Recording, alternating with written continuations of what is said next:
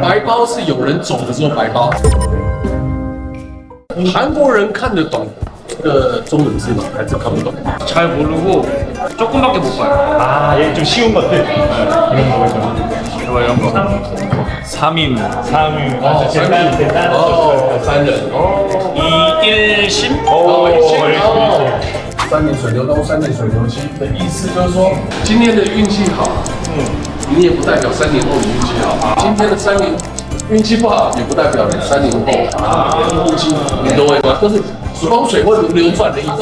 這是對，你可以說這個就是中文算是嗎？算像諺語。對啊，人多好耕田，人少好過年。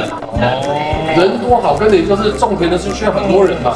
我覺得人少好過年，我不知道到底什麼意思，因為可能是不用發那麼多紅包。華人社會過年的時候是要長輩要給晚輩紅包的，對，人少一點，我少花一點錢，有一點搞笑。